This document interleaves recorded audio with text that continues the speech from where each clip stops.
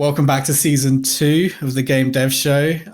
My name is Luke Greenaway, and I have the pleasure of sitting down with the incredible people who help make the games industry what it is today and contribute to some of the wonderful interactive experiences we all get to enjoy. This week, I am sitting down with art master Rasmus Poulsen. Hey, look, nice to be here. That's a bit of an intro. Let's see if I can do that justice. I was going to go on. I was going to say, because obviously you've been an art director on numerous AAA projects at numerous AAA studios. Obviously, I've dived into your personal portfolio as well, and obviously you are a wizard with the brush. I don't know if there's a better phrase, but yeah, how you doing? I'm good. I mean, I'm on painkillers right now because I'm a little bit under the weather. But you know what? Shouldn't hold us back from having a nice little conversation. I think we'll do fine. And I'm Danish, so I answer how are you doing with how I'm actually doing, which is odd for you people, right? Yeah, with the Brits, we tend to just moan, if I'm being honest. But you understand the syntax of it. We Danes just answer the question. It's really funny, especially at work. We have a lot of the English speakers, Canadians, English people, and we always answer back and they go, "Yeah, no, just say I'm fine and move on." Yeah. I love that you give the insight. My son is going to be 16 in a couple of months. He's very specific in his response. So the other day I asked him whether he was on the bus because, you say, "Are you on the bus?" And he replied saying, "I'm in the bus, not on," because he's actually physically in the bus. And yeah, that's what I'm working with. So I'm sorry, we have a little bit of that going here as well. So, yeah. I appreciate that. So, I mean, tell me about, let's kick off with you, because obviously there's loads I want to cover. But let's start like way back when. I think one of the first things I noticed and saw when I was obviously doing a bit of research was that you actually studied at the Royal Academy of Fine Arts, which sounds incredibly fancy. Like, can you tell me about this? It's a hilarious story, Luke. I'll tell you about it. So it used to be called the Danish Design School before it was a real design university, and has since become part of the School of Architecture, art conservation, all kinds of things, right? So it's grown and gotten a big thing. When I was there back, and I graduated in 2004 probably, it was a 5-year diploma. And I remember the people in charge made a big fuss out of saying it's equivalent of a master's, which is funny because of course that means it isn't a master's. So since then it's been renamed, and I took the new name because I felt so cheated out of that moniker that I said, "Fuck you guys, I'm going to do it anyway."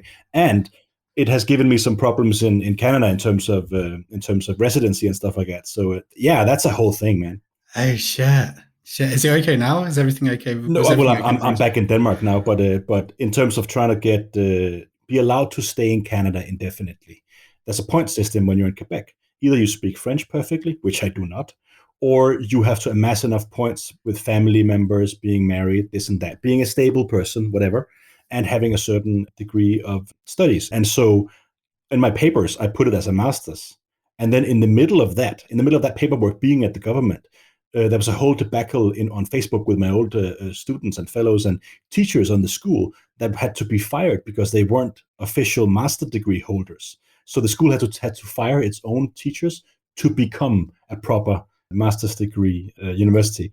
And I'm like, well, if the people working there can't fix that, surely I cannot either. So there was some awkward months of crossing fingers with the Canadian government having me basically lying on my paperwork to get that residency. But I mean, they were fine with it. It all worked out. But I didn't end up staying. So that's a story for another time. But and I figured, you know what? You put me through that, I'm just gonna take the fancy name and run with it. Yeah, geez, yeah, that's mad. I've never heard of that before either. Like, and especially what poor timing for that to come up. Yeah, and then that's like 10 years after, right? It was so hilarious. And I mean, back when I was there, we didn't do scientific study of the craft and all that. There was a lot of research we didn't do. There was a lot of things that meant that we weren't doing the things needed to be a real university. On the upside to that, we did a lot of testing and fooling around, stop motion animation, poster design, advertising, 3D graphics, Photoshop, all kinds of stuff. So it was a huge benefit to have 5 years of chaos, meeting great people and exploring basically what design is to me and what it meant to me. And that's really where I rediscovered my love for the fantastical, in a sense. I was joining that and I thought I was going to do graphic design. Posters, logo types, and so on. I still liked that for fun, but in there, then I discovered my love for I was thinking back to the past. I was like, I used to draw knights and spaceships. What's up with that? And this was the early days of the Sijun forum, if you've heard of that. A forum, I forgot the people's names now, but run by a guy, one of the guys who was doing Half-Life.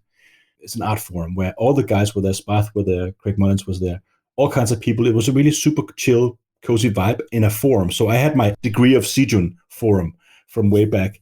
And so diving into that, I sort of understood that I could draw stuff on Photoshop and dive back into adventure and castles and airplanes and all that silly stuff and just forget about graphic design, which is a field I respect immensely and I love it deeply, but not as much as losing myself in the fantastical for sure. Yeah, that's fantastic. I mean, have you always been into what? Is it like so since you were a child? You talked about like obviously drawing spaceships and stuff. Yeah, I mean, most people draw when they're kids, right? And then they grow out of it. And then ones of us who keep doing it is because we just kept doing it. I still think it's funny. I make a living off of doing what I'm doing and doing what I'm doing in my spare time and all that stuff. It's just crazy that can happen.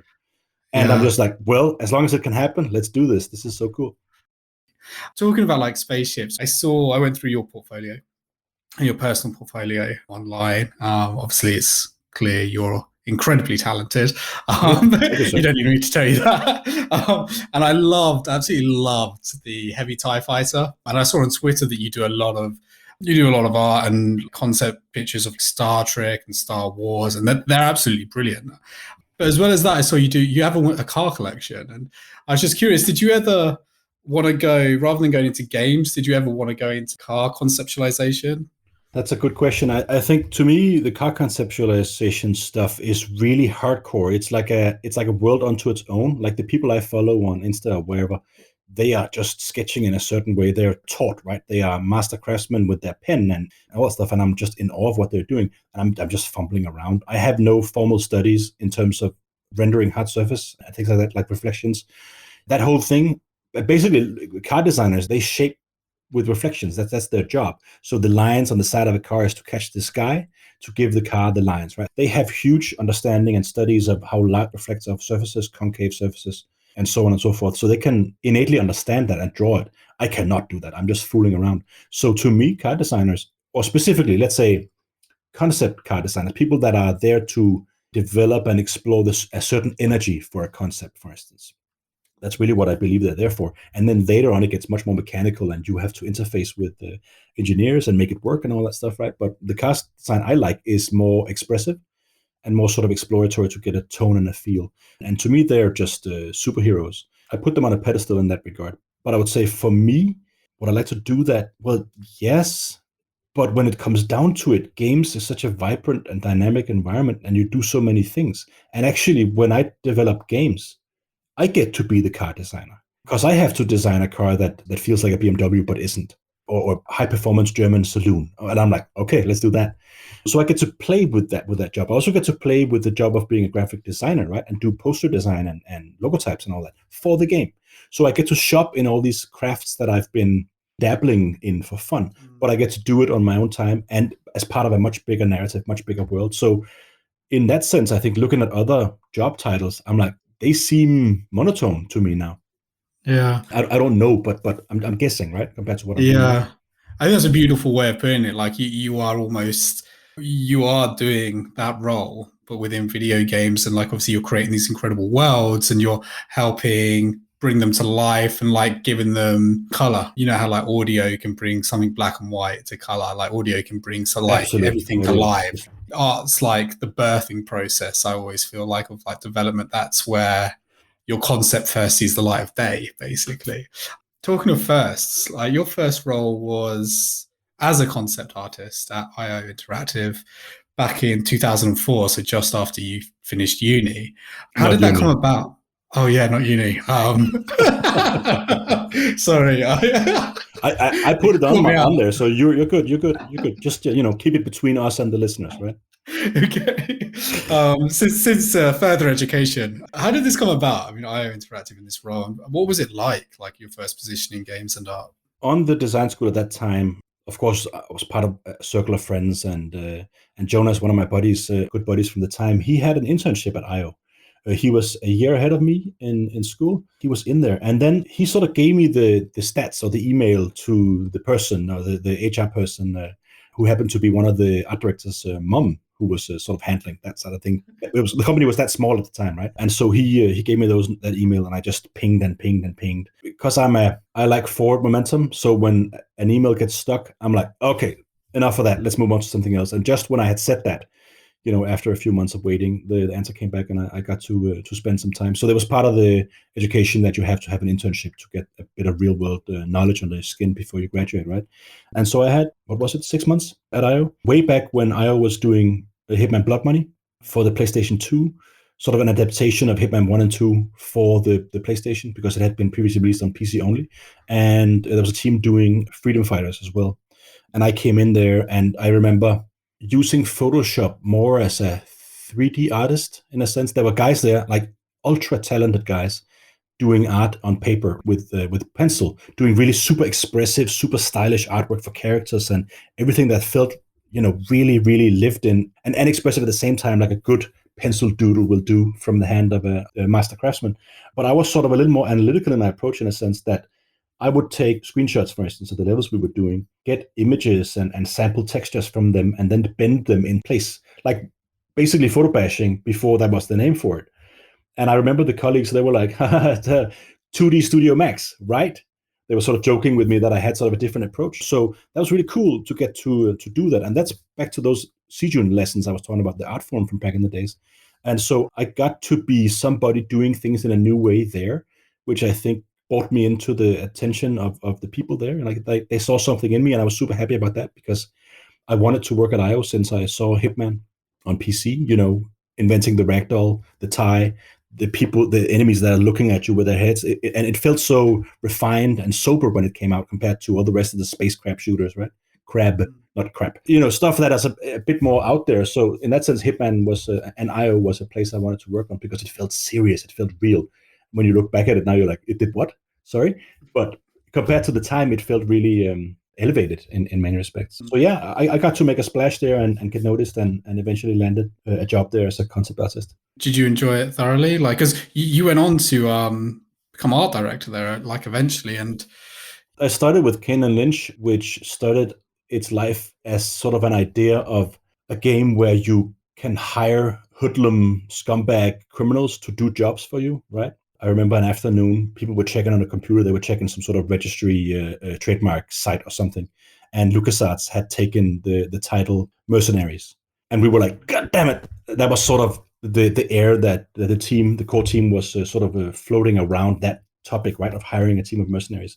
And then from it being a more of a systemic idea, it became a character-driven idea with these two characters. So I started there as a concept artist, did the same stuff I told you about just before, but of course ended up, it's production. So I ended up doing dishwashing machines, laundromats on the rooftop of Cuba for PS2 and PS3 at the same time. So this is back in the day when we did strip modeling and stuff like that, which is a way of arranging vertices so that they can render fast on a PlayStation. So really, really low-level hardcore stuff. And I remember being like, is this what I'm here for? But at the same time, I had a clear vision of, I remember feeling a bit, I had to earn my way there. I had to earn my keep, in a sense. And I remember being like, these goddamn washing machines are going to be the best rusty, old, busted up washing machines you ever saw. So I learned to love a small task and give it my all, so that nobody could say that I didn't care. And that was a cool learning experience. And then, of course, eventually, after having done that, I actually ended up doing everything from lighting to level layouts to special effects to camera effects to poster design ideas to sort of IP development and stuff like that, which eventually turned into an art director job for Kane and Lynch too. So maybe that's connected to that mindset that I had. I was hungry enough to care for that stuff, even though it wasn't what I was hired for. So sometimes that can lead you where you need to go, right? Yeah, 100. Yeah, you can never underestimate the power of hunger, I guess, and like how visible that is. And I think almost as like an expressive emotive, and how people like emit their auras. I think hunger, passion, they're very key in a creative environment.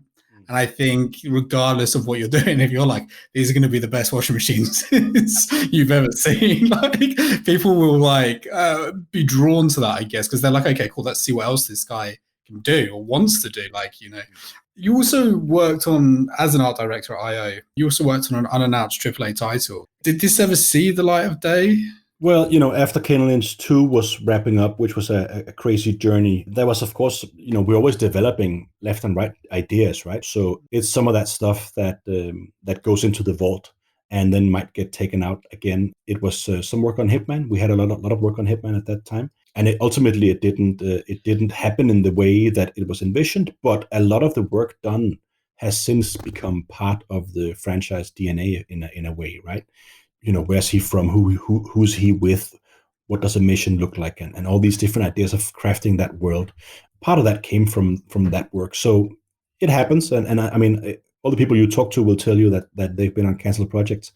And in the moment, it feels like a canceled project. Later, it just feels like the work that goes into an IP in general. So it doesn't feel canceled really, because it never existed in the first place. It was on the conceptual stage. So very little actual work was done on it. And sometimes you need those, you venture down a road that won't lead anywhere to discover a few things, right? Either, yeah, definitely not that, or you know what, maybe this, but in a different context, and so on and so forth. That's what I mean. Like when you look back, it's not canceled project. It's just part of the game. Yeah, and the work you do there can end up inspiring exactly your future work and the rest of the IP. That's great, because I was going to ask you how does it feel to, like, emotionally, like from an artistic point of view, when you're creating something and then that doesn't see the light of day. But I think you're right; it goes on to influence other parts of that IP further down the line. What I say now is through the perspective of time. At the time, it's like not good. Why can't they see what we want to and so on and so, like the struggling artist with the bleeding heart, right? Because you have to pour yourself into it. So you almost take it personally, because you have to take the project personally to make it good enough. So that's that. So but it changes over time. So I would say in the moment, yeah, man, it's the worst that can happen, and they hate me, and it's just you take it personally, which you totally shouldn't. So it's a creative medium, and like, creativity is your perception on, like, whatever the subject matter is, and you bring in that to life. And sometimes, yeah, I can imagine that feels like, is my view on this wrong? Is that what's led to this being cancelled? Am I not perceiving this correctly? Absolutely. And I think the funny thing about that is, over time, it might be perceived as being jaded, but at the same time, it's sort of a timely perspective of calmness to what you're doing, that you're like, it may or may not happen. I don't know. So let's do the best we can. Let's fill it with our lifeblood as much as we can. But ultimately, you don't know what's going to happen to it. So you got to be careful with investing yourself in a certain way into that project. And you got to hold it, you got to not hold it out in a stretched arm, as we say in Danish, right? At a distance from you. Not really that, but don't put your whole heart into it. Shop between the two postures and use the blood now and again. Don't empty all your blood into that vessel, because you don't know what's going to happen to it.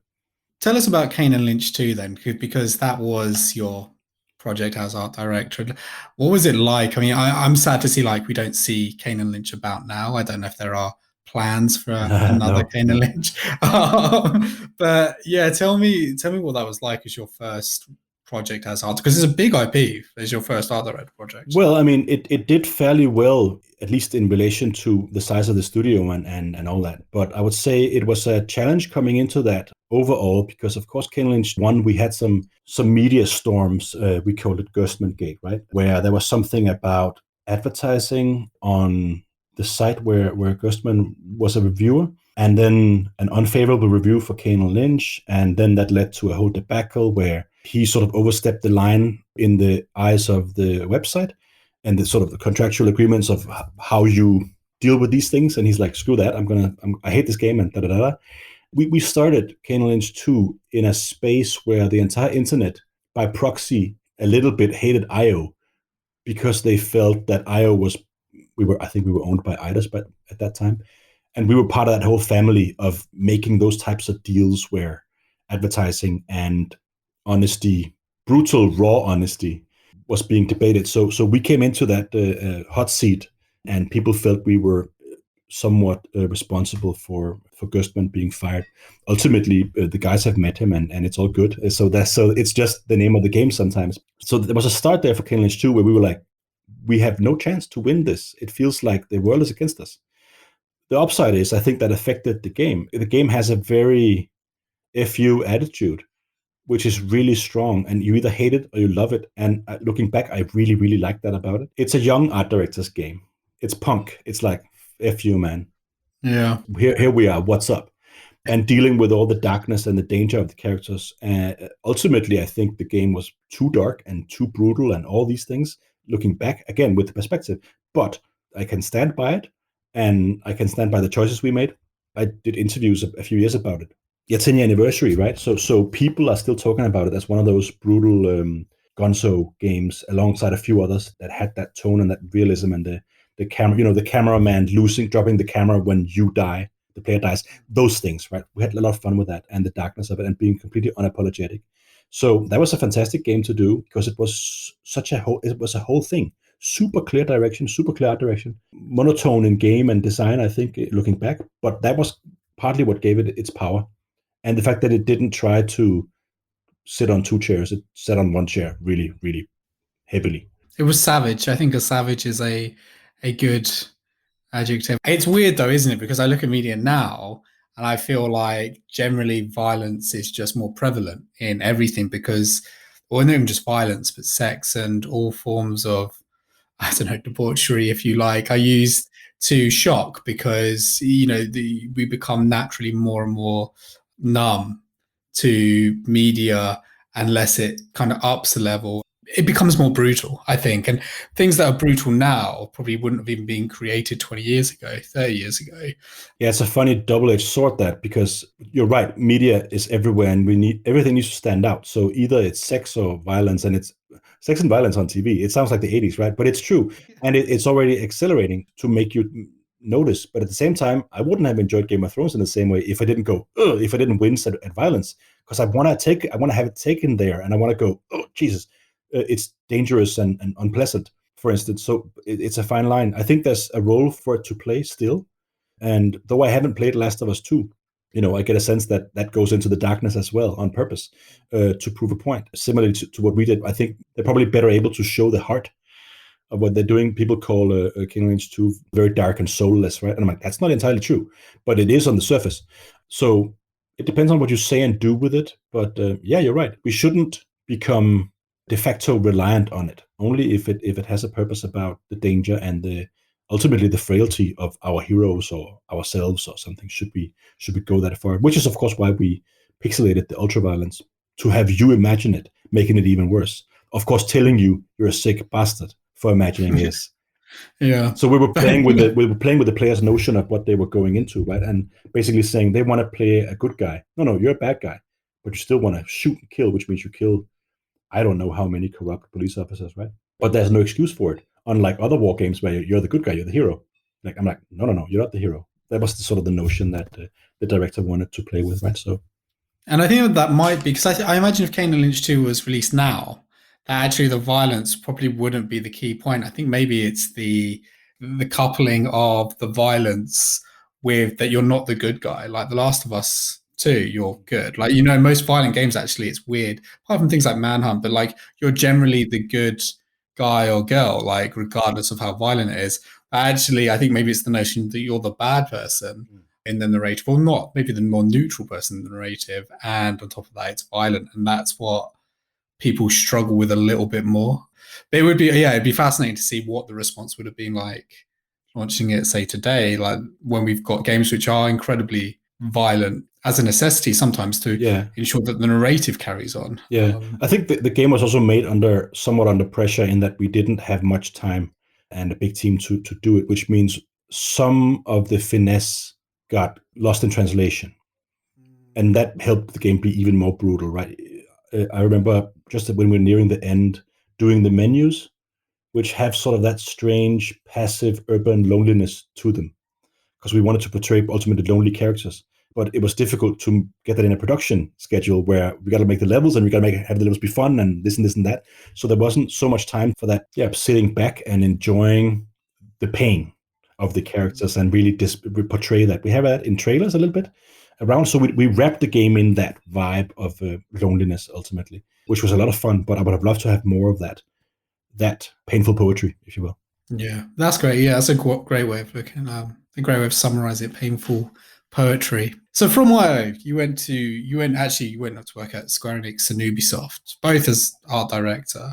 Was there a reason for leaving IO back then, or did you just felt like you Yeah, wanted more experience? well, good question. I think back then I had been an IO for a bunch of years, and I felt something itch inside. Wanted to see some foreign shores, see what was up out there, try my hand out with an adventure like that. So I was looking for few different places, and then it happened that IDOS at the time were looking to expand in Montreal. Montreal is a big gaming hub, and there was some opportunities to do that and to, let's say, the inspiration was to copy Eidos Montreal, right? They did Deus Ex and all that, and do a studio. And so a bunch of us from IO and a few people from London went over and started that company, hunting for locations and sitting in a temporary office with brown carpet and furniture from the 80s, basically with coffee stains on it. It was super cool, really upstart, and looking to do that.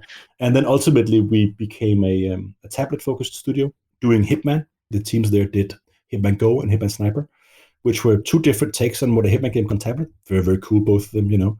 One of them an elegant sort of a chess diorama style turn-based game, and the other one a straight up sniper shooter for tablet, both with a clean aesthetic and a cool Hitman style, but stylized differently. Very, very cool and lots of fun to do that. And I learned a lot about the immediacy of the tablet and mobile genre, right? You have 5 seconds. It's like, then we're back to graphic design and a bus advert, like that. That's what you got. Go get the best out of it, which is, I think, is some lessons that you can reapply to the AAA space, both in terms of marketing and IP, but sort of clarity of imagery or clarity of ideas. Like, how clear is it? So it can be used, those lessons can be used in many different ways now. Mobile, and then ultimately there, I felt that I was missing the immersion of real AAA and sitting with a big screen and falling into the world. What I like to do is take people to worlds or designs.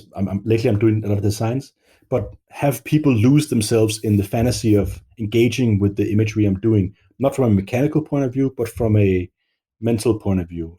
And so I got an opportunity to join Ubisoft, which I did. Yeah. How was Ubi? Did you enjoy it? Ubi was cool. I think they understood giving the creative startup process time and space.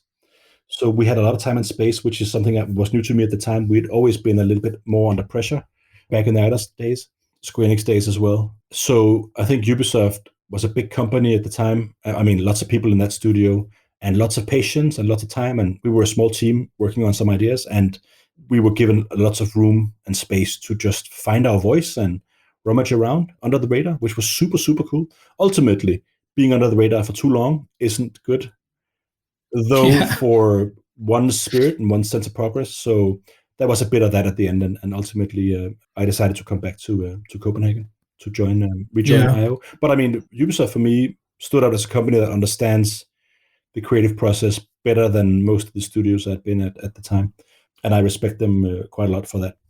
Yeah, I was going to ask you about this because obviously, having worked at three, like obviously we worked at more than three, but having the three that we've been focusing on, IO, Square Enix, Ubi, do you find like devs, publishers, they have a specific approach to how they want the art process to be, or is it a bit more organic and they kind of let the artistic directors lead the approach? That's a great question. I mean, I think it's hard to answer, but I would say the people that I work under, that I'm serving in a sense, sort of dictate what that looks like. Because a lot of the early art direction, IP development and idea development, is about communicating a rough idea the best way possible, which means you're basically an illustrator trying to showcase what a game can be from an IP point of view and from a gameplay point of view and from a style point of view. So you're trying to illustrate that. And then it depends on what questions does that person have? How do they do presentations? That dictates what you do, because we're doing a presentation. I want to talk to these and these and these people. I want to show this and this and that. Okay, cool. Could we do it this way, that way, this way? And then you build a relationship based around the needs of the core team and the person in charge of the communication there, right? And the more they trust you, the more space you get, obviously, right? To sort of bid and solve the challenges.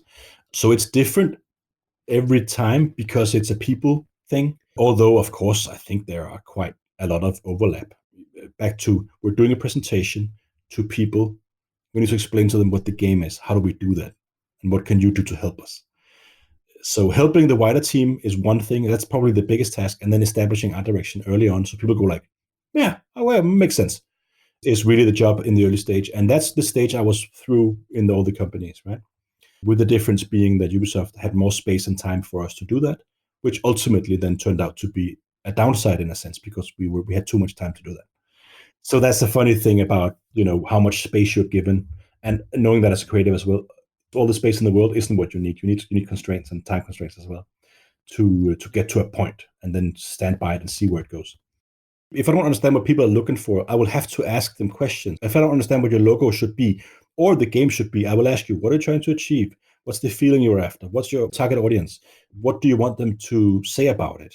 So I'm poking you as any designer would do to try and understand your mindset and frame of reference. And then I can deliver something for you and say, I think it solves the questions you have, what I've done. So I choose the process based on information I get from the right questions. So that's me as a designer, right? Me as a director would then tell people what feeling I want, what emotion I want, what frame of reference they should think about. Where do I see the positioning? Is it high end, low end? Is it expensive, cheap? Is it in between? Is it what crowd are we going for? Marketing people often try and personify the target audience as a person, as a way to make it concrete. And so in that sense, no matter if you're the director of a task or the deliverer, or let's say the designer and the artist doing it, lots of it is about asking the right question or making the right statement that is at the right place. So if you talk to your logo guy and you talk about a corner over there, or a rounding of an S that should be harsher because you want it to be more techie, but you haven't set the stage for him, explaining to him, for instance, what does techie mean to you? What is the mood board? What is the references you use to explain that association, and so on and so forth? Then he wouldn't have the syntax to properly understand what you're looking for. And then it's back to being a communication challenge rather than a work challenge, really.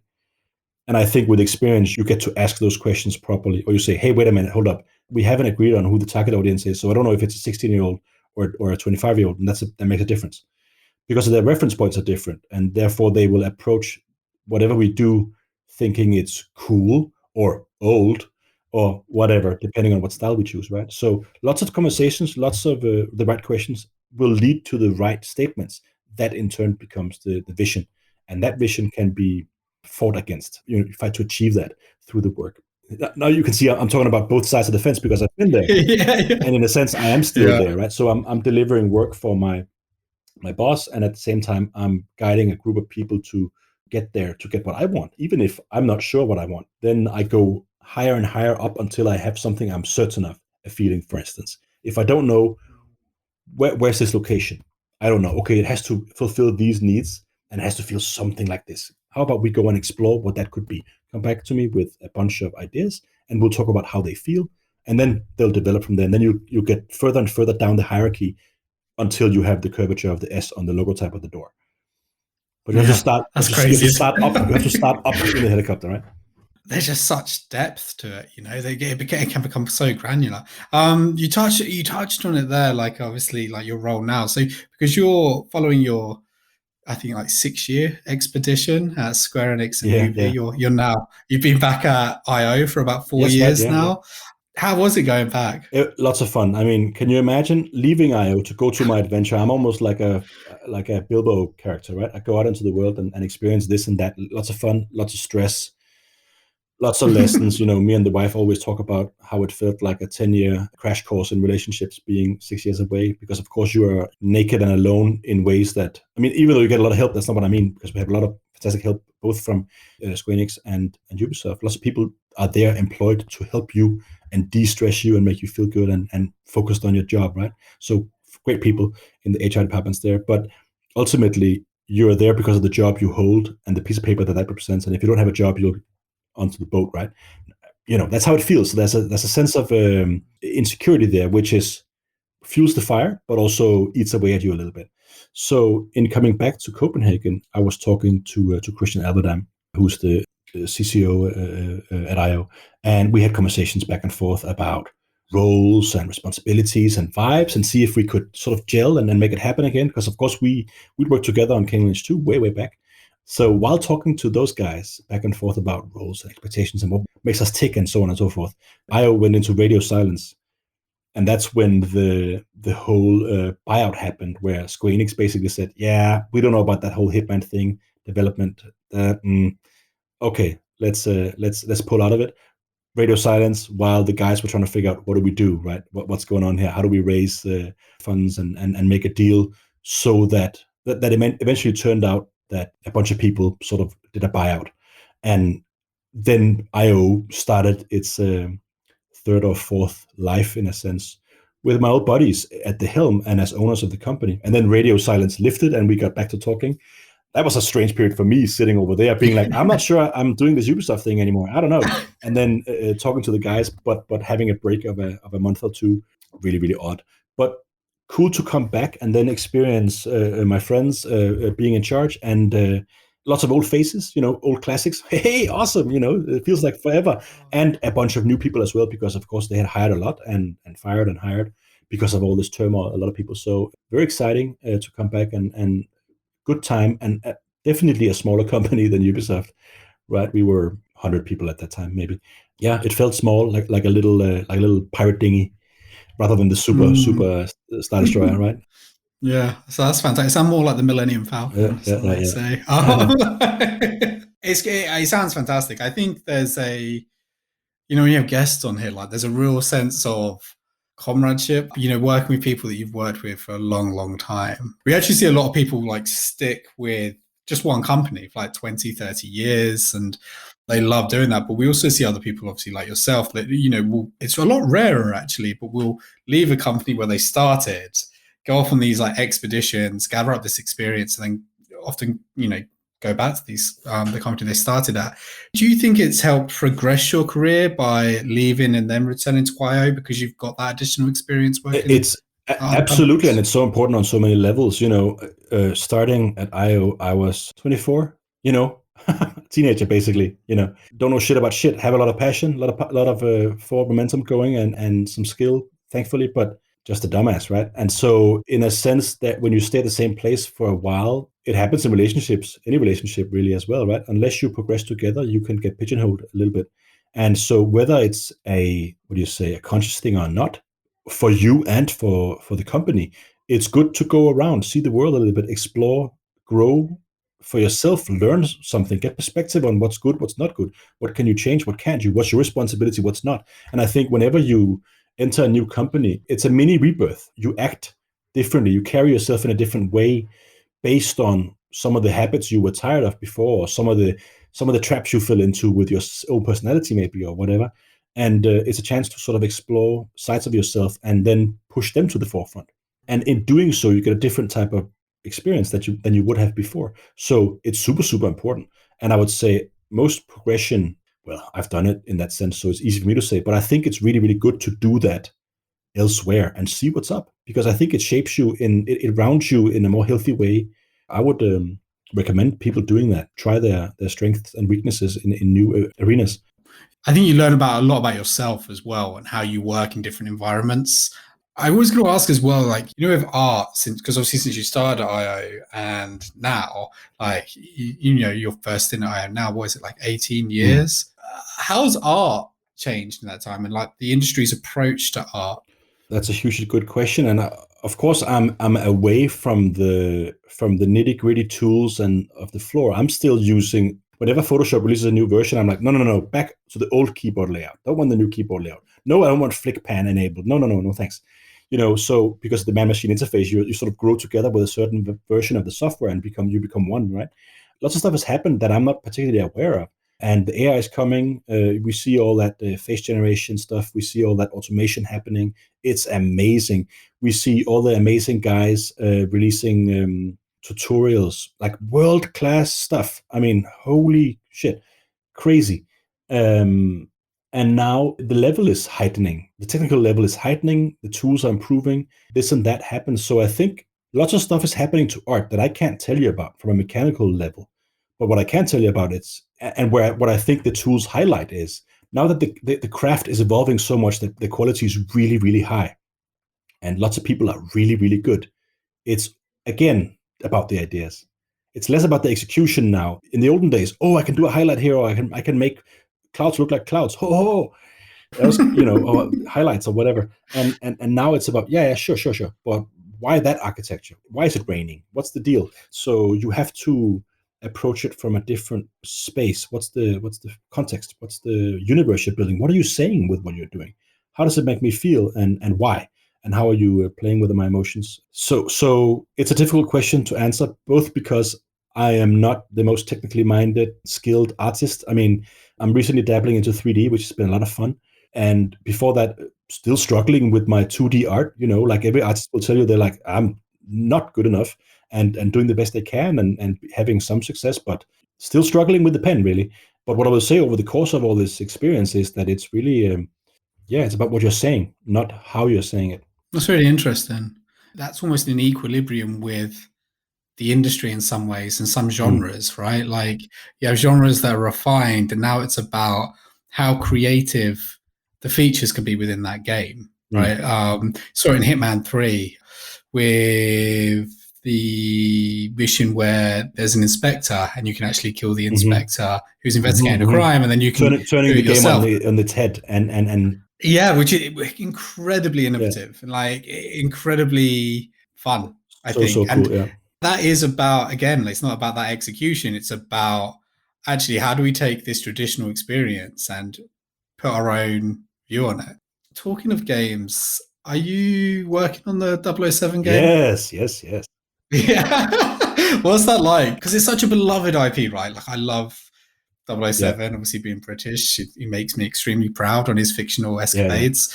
But are there different expectations, different inspirations? Talk to me about this because it seems like a completely different Yeah, challenge. I mean, it is, first and foremost, it is so cool because, of course, it's an institution, right? Bond is simply one of the oldest franchises we have going, and it's still going strong. And so it's an incredible honor in that sense. It's incredibly daunting, and sort of gasping for air, like, holy shit, this is happening. This is so cool. That's one side of it, the grandeur of the whole thing.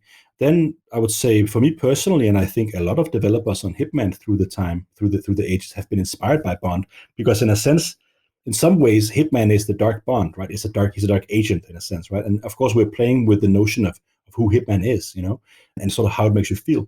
So we're Hitman, we're killing bad guys that deserve it. So we are the necessary evil, as we say, right? Malum necess. In that sense, Bond is different, but there's a lot of overlap. And I think from a stylistic point of view, from a tone point of view, from having that interplay of cool and fun, it's a huge inspiration, certainly for me, and I'm sure for a lot of my colleagues as well. So in a sense, reading up on forums saying I should do a Bond game, and we're sort of looking into it in the background, a while back, and that's just how we feel. Yeah, yes, we should. Yeah, that'd be cool. So now it's happening, and it's incredibly exciting. Yeah, I think it's one of those, isn't it, where you see a studio and you're like, they should do this, right? Like I have it with Creative Assembly and Game of Thrones. Like Creative Assembly, I think should make a Game of Thrones RTS because the Total War franchise is beautifully suited to that.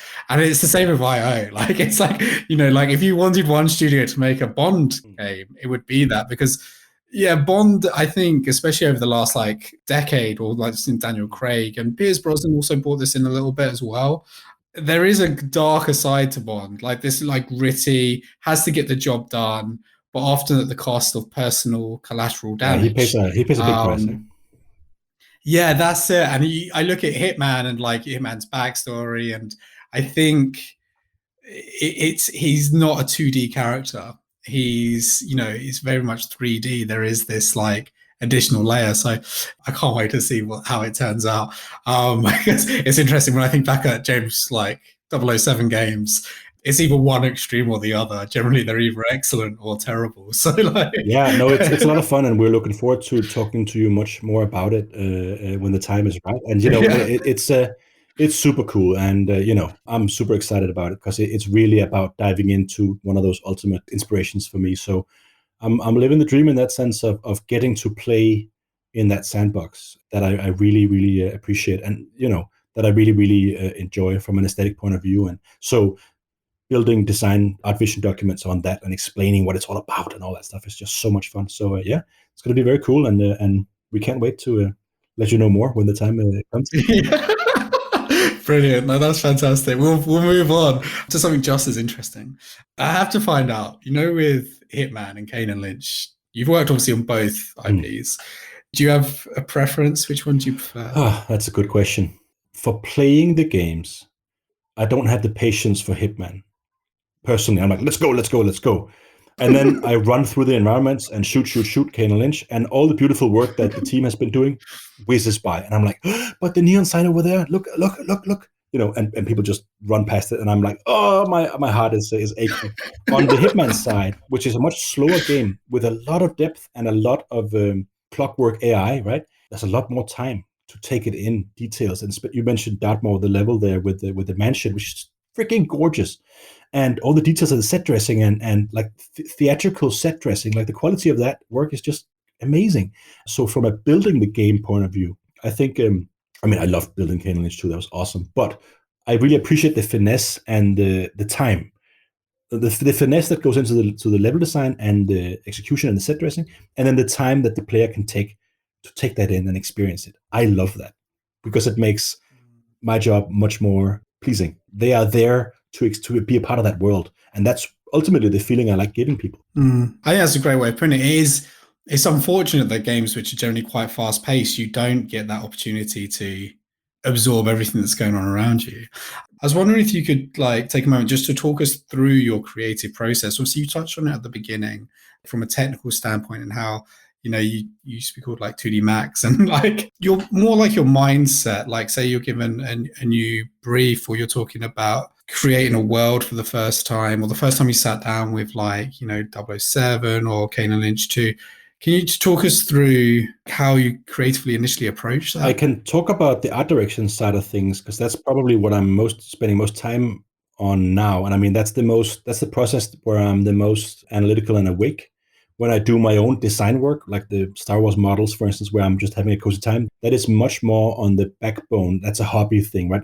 It's comfortable. It's nice, which means I actually kind of switch off my analytical brain and just flow. So for the art direction stuff, however, I use some of the same tenets. Let me explain. For a new IP or a new world or whatever that might be, of course, there's lots of conversations with the director, with the studio. What is the needs of the project? What are the needs of the project? What are the sort of the cornerstones that person is looking for? What's the tenets? So what's the expected gameplay? What feeling are they looking for? What are we saying? What's the world telling to the player? And then from those tenets and those pillars, I go into nebulous cloud Google searching or mood board hunting. And I tend to find all kinds of things that turns me on in relation to what I've been told.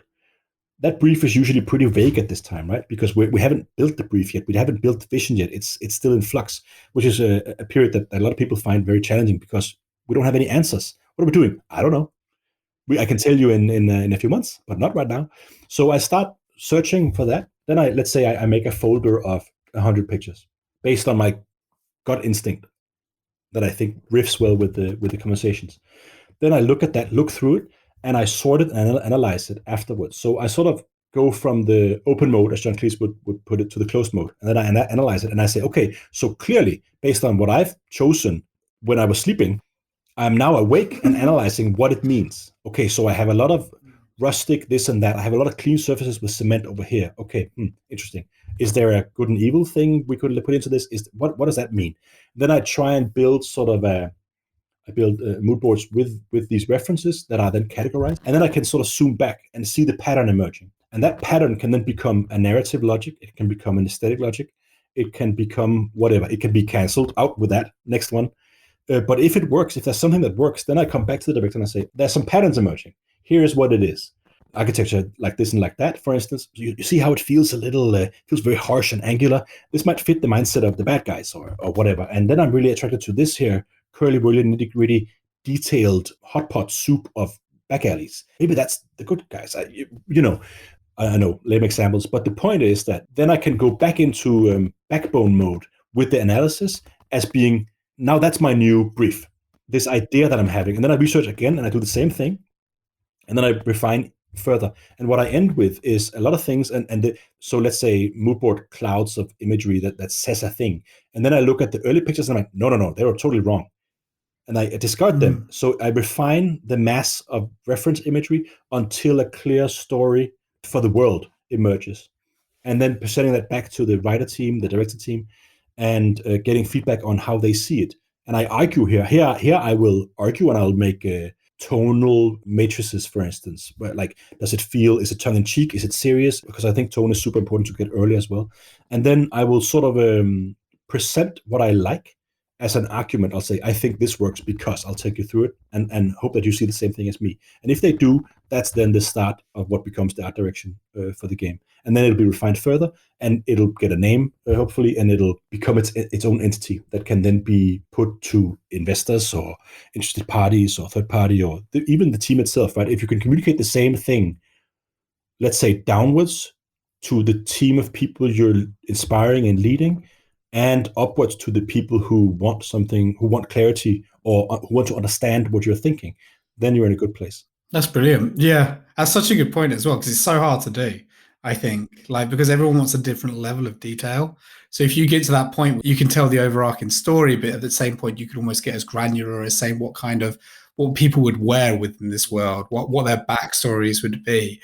That provides all stakeholders with the input that they want from Yeah, yourself and and your I team. tend to go with three pillars. I mean, of course, three is a magic number, but you can create some interesting constellations with three logical topics or whatever, and then you can build from that and how they interface as well. So I often do models, like visual models, whereas Venn diagram style, Venn diagram memes, kind of like that, but just for art, how they overlap and what they create in their mix, right? And then if you can build an aesthetic based from your subconscious searches that has meaning, and that where each topic births something bigger than just a topic, then something's really happening. You're like, oh, this is strong here.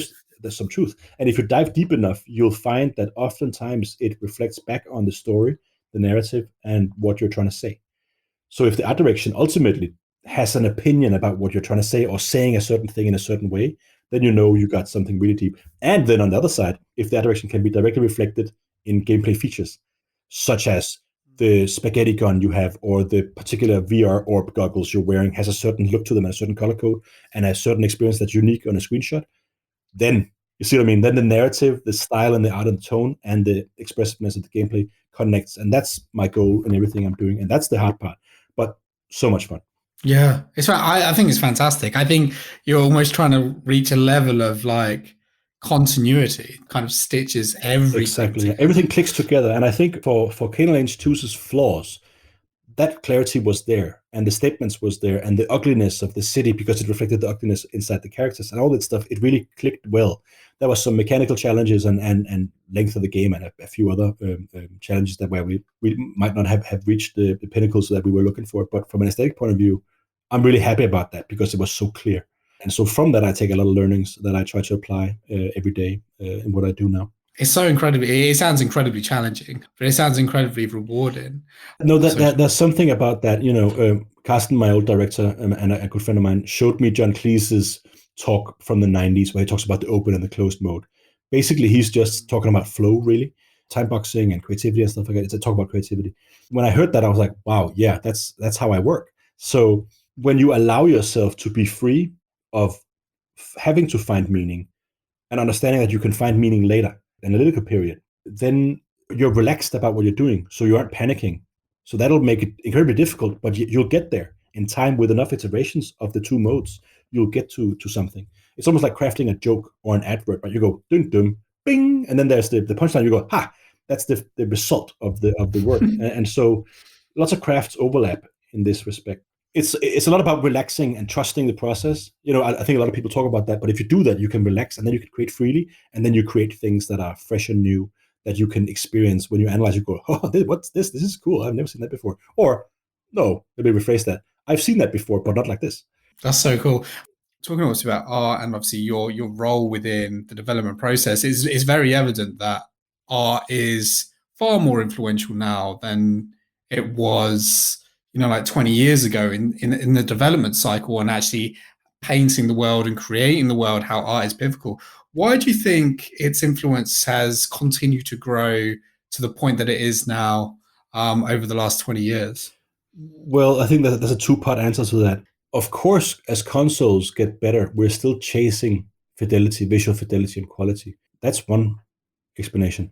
So there's a natural progression on a mechanical level to show more, do more, get more polish on the screen and make it flashy. That's the superficial side of things. I think, though, that focus sometimes comes at the cost of focusing on what's really important, which is the game feel, game flow, problems you're faced with, and all that stuff. Because I mean, I'm not sure I agree with you on that point, because back on the Amiga, lots of games looked great, but didn't really play great. So it was clear that they had the wrong focus. Whereas sometimes simple polygonal shooters didn't look great, but they had a really good feeling. So I would say art has probably always been focused on too much. You can only do that if it's allowed to take focus away from other things. Of course, the goal is to have equal focus on all the things, and we have. I'm responsible for the art, so I'm like, yeah, more focus to me. But I have to support a feeling and a flow that designers do, right? And the story and the narrative and sort of the why of the whole thing. I'm not sure that was an answer, but I'm not sure I agree with you, so I would leave it at that for now. No, I think it's brilliant. Please feel free to disagree with me. I'm like, my girlfriend will often tell you I'm often wrong.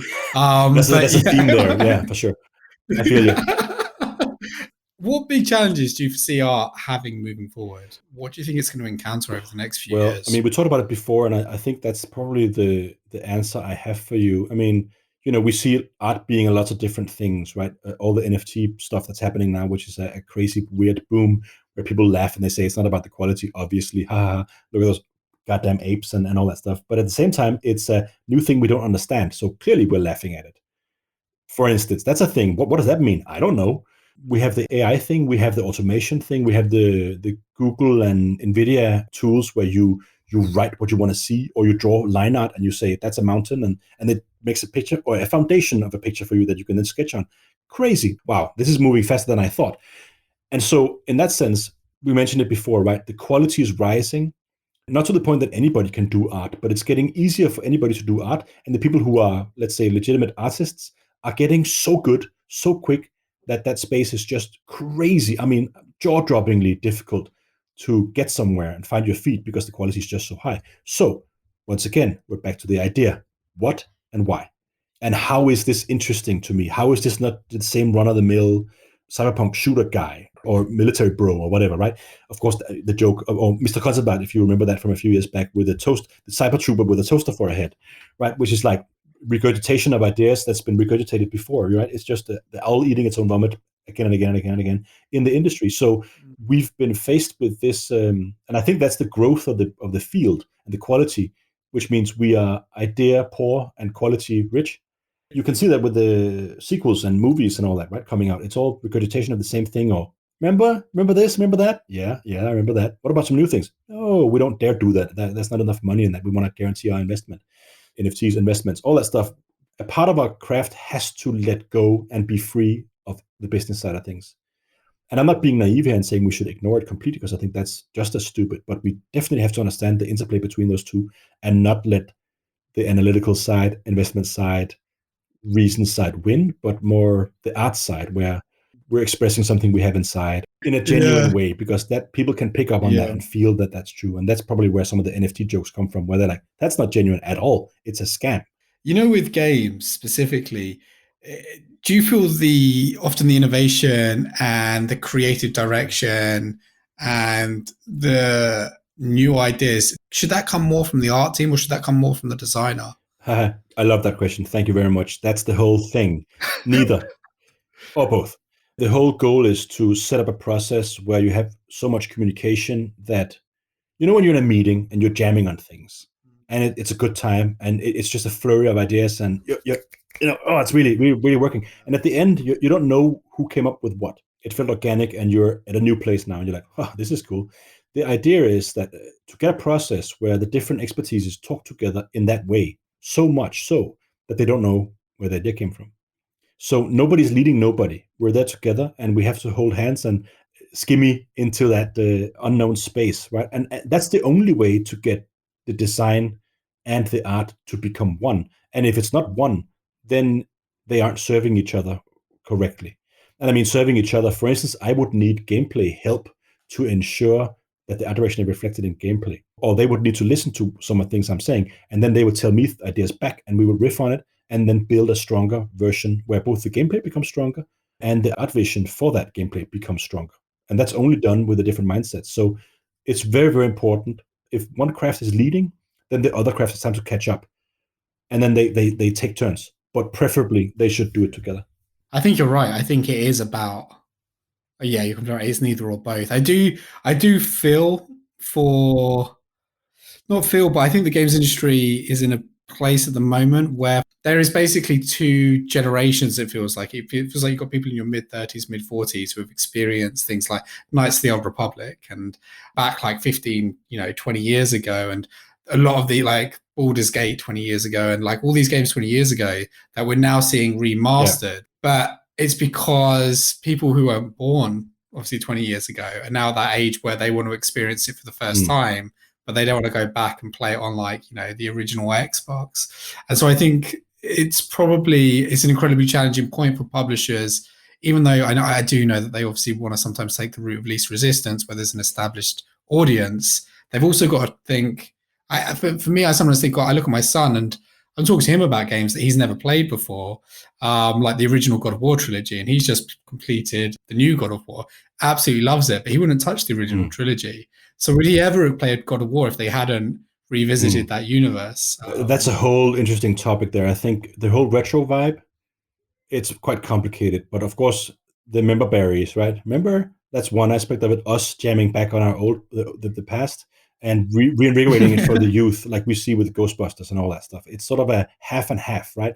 Which is interesting in many ways. I would say the retro thing, the upside of that is that now games are so realistic that, for instance, the task on Bond, for instance, is to create a world where it feels and looks like a movie, right? And it's a real place, and it's the choices of the designs in that space that makes it stand out. From an imaginary point of view, it looks crisp and real and gorgeous, right? Let's say a retro games, like I grew up with the Commodore 64 and the Amiga, and there you had to fill out the blanks with your imagination, which means you were activated in a different way, right? You were activated in a creative way as a viewer because you had to be creative to fulfill the picture. Now you are activated in a little more analytical way where you say, that surfacing is interesting. That's an interesting choice.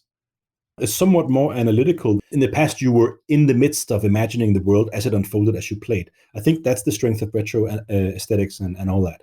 I fear a little bit that the kids today, everything will be so realistic that soon that they won't get to experience the joy of real time completing the picture. But yeah, I say that, and then you would say, well, when everything is photoreal, there'll be a huge space to do art stuff again, which is happening all the time anyway. So I think my fear is totally wrong. I don't think that's going to happen. I think there will always be projects that are breaking the mold and doing different experiences, painterly styles, strange voxel styles, whatever, where it's not about realism. But I think a lot about those two different approaches where I see myself in doing Hitman and much more as a scenographer and a stylist and a cinematic lighter than a artist, painterly artist. It's the art style that is the front and center, not the decisions, maybe, right? So again, we're back to this sort of under the hood or the subconscious versus the conscious in a sense. As things become more photorealistic, you're 100% right. I think it comes back to that point, creativity versus execution, because creativity will be ever more important because the execution will almost be managed for you with AI and automation and things like this. I think it's fascinating. And it is strange because you see GoldenEye on the N64. Like, I used to think that was photorealistic when I was playing that when I was a teenager. I was like, God, the graphics are incredible. You look at it now and it's just like, geez, it looks awful. And you're like, for your mind, you're right. Like kids now, like my son, he doesn't have to worry about filling in the blanks. I've never really thought about it like that, but it doesn't take away from the memories, which is kind of brings me on to my next question, which is Rovio's head of audio, Pasi Pitcairn. Right. Yeah, he said audio is the brain's emotional engine. So when you have memories, often they're audio led and like things that resonate with you, like Street Fighter, it can be the Hadouken and so on and so off. What do you think? What part of the brain's engine is art? Stop. I don't know. I think that's an amazing question, and I think that statement is glorious. I mean, sound is to me the music and sound is sort of a universal mathematical yet emotional truth. Since music is mathematical, like what does that mean? And I feel things when I get math presented like this. What does that mean? So that's, I mean, and I'm serious about that. I'm like mind blown about thinking about that. So music and sound is, and the sound for fidelity, right? Sound gives us fidelity in games that we can't reproduce. So gravel under the boot, that you hear that and you know how it feels, but we can't produce it in visuals. So sound is extremely important, and I think that code is perfect. I can't do that justice. You can't challenge me like that. I don't know. I think actually I'll come back and combine some of those things we talked about before with the realistic games versus 8-bit games or whatnot. When they overlap, let's say we make a real looking game, but enough of the scenarios is kept dark and muddy enough on a visual level that you can't quite discern them. Like dark cinematography, like David Fincher movies, like Alien 3 or whatever. You have to activate your imagination to understand what's going on. That can be done in photoreal. It can also be done it has to be done in 8-bit, right, back in the day. So I think if we do that, then we activate the inspiration, not only the pattern recognition, that allows us to sort of imagine things as complete when they're not, but also our subconscious, right? The darkness, the monsters in the corner, and all that stuff. So there's something about that interplay there that I think good art will do, no matter if it's a painting or a movie or a game.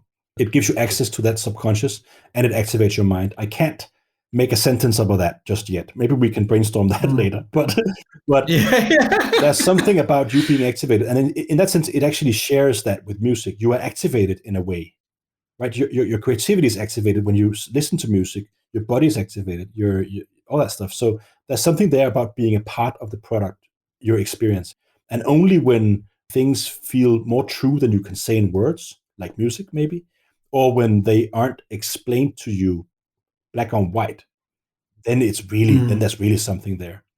When I think about music and I think about working with music on, or and also maybe this is applicable to art, but I sometimes like art is like the fuel of the Mm, imagination. It really gives clarity to things. It helps you. It takes you mm, somewhere mm. almost. Okay, where do you want to be in 5 years? Leading more people to be leaders in art, I would say, and or falling into a deep hole of just designing stuff all night long. Maybe both. Fantastic. So expanding almost on what you're doing Yeah, at the yeah. moment. If you could work on one IP or one game or one universe, what would it Oh, be? it's funny because I think a lot about Star Wars in my spare time. Right, I love existing in that universe and not telling stories and not giving answers. I love people asking me, "What's that? What's that? Who drives that thing? What's their name? What's the ship's name?" And I'm like, "I don't know. You tell me." So I love activating people like that, but not having the answers. That's what I like to do in my art as well. People go like, "Is there a story there? Maybe what?" So activating their brains, right? That said, I think Star Wars works really well as a space you don't actually make. When it becomes expressed too clearly or too obviously, it has more magic than that to me. So the magic space there, I really enjoy when it's left sort of special and incomplete. But beyond that, I love Star Wars for sure. I don't know. To be honest, I'm happy doing Bond right now because it's really exercising a side of me that I don't have much of in my portfolio, which is precise aesthetics and sharpness and softness and architecture and grandeur and all this stuff, which I think is really really really cool and something that I really you can't say games need more Star Wars. I think, Mm, that's so but you true. can say games need what I want to do and what we want to do on the team with Bond. I think games need that, and I don't think we have that. So I think in there's a calling for us to make something unique, and so at the moment, Bond. It's actually very true, isn't it? I think there is outside of say Hitman, ironically, you haven't got this subtle savagery in games at the moment. This like chic direction, like this, because Bond is always there's a purpose, and there's very yeah, you just don't have that. Like you don't really have that in any other like triple A's.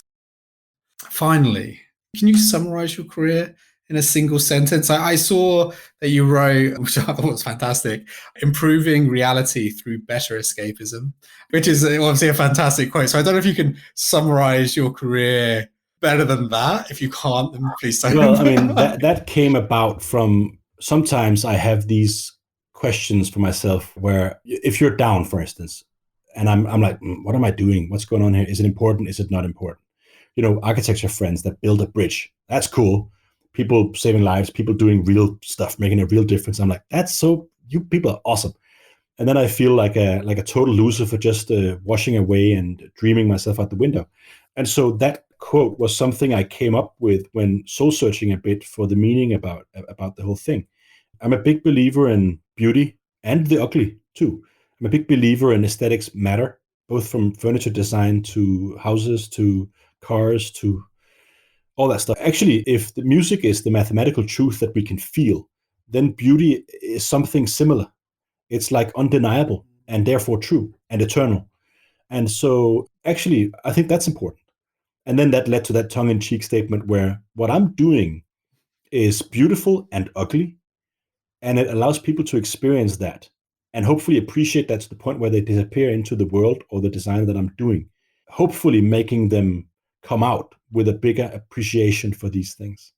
Yet it's a tongue-in-cheek kind of thing. I'm a big fan of Designers Republic as well.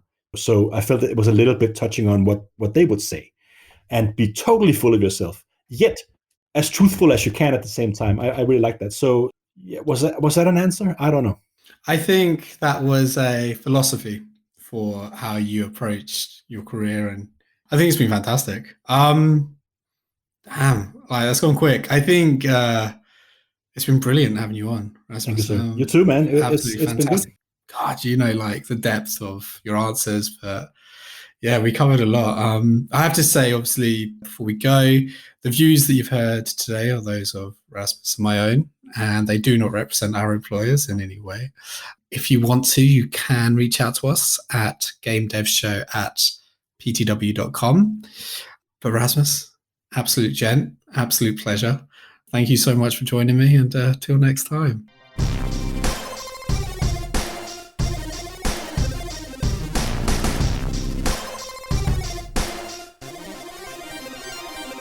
Game over.